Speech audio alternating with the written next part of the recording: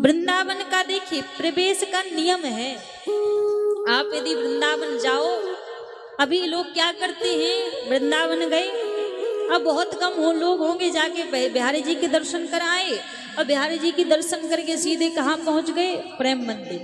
अब प्रेम मंदिर दर्शन करके सायंकालीन बेला हो गई, चलो भैया हो गए वृंदावन के दर्शन। तो आपने वृंदावन में कुछ नहीं जाना, वृंदावन में कुछ नहीं देखा।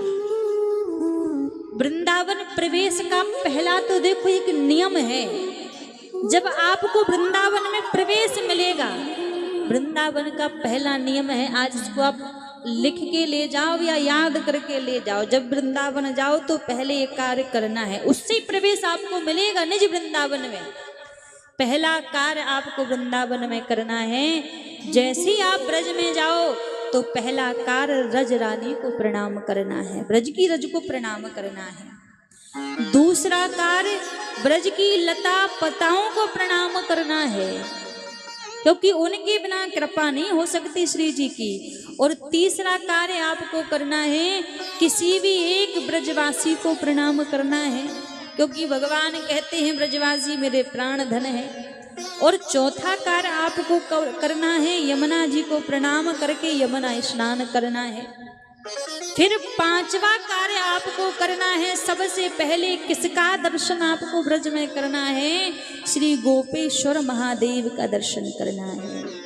ये वृंदावन प्रवेश की पद्धति है।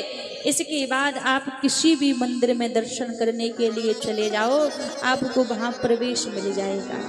ये ब्रज का नियम है, जिसने इस नियम को कर लिया उसका भैया कल्याण है। एक बात और, आगे जब आप वृंदावन जाओगे ना, तो वृंदावन से दो चीजें आपको लेकर आनी है। वैसे ब्रज की चीज कोई भी वस्तु बाहर ले जाना वर्जित है, हर एक चीज वर्जित है, लेकिन दो चीज प्रसाद स्वरूप में आपको वृंदावन से लेकर आनी जब आप आओ। पहली चीज थोड़ी सी ब्रज की रज लेकर आनी है, और दूसरी चीज यमुना जी का थोड़ा सा जल लेकर आना है।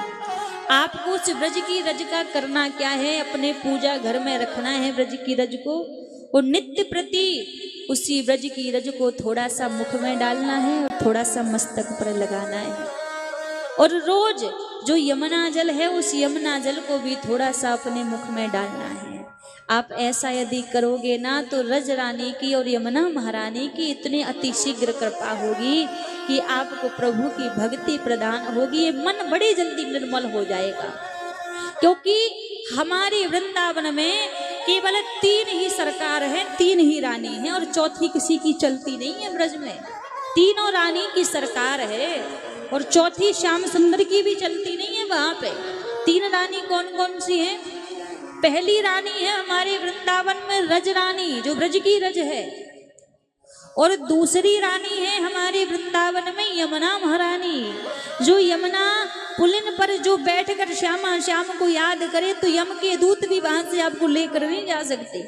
और तीसरी हमारी ब्रज की जो रानी है वो है हमारी श्यामा प्यारी राधा रानी।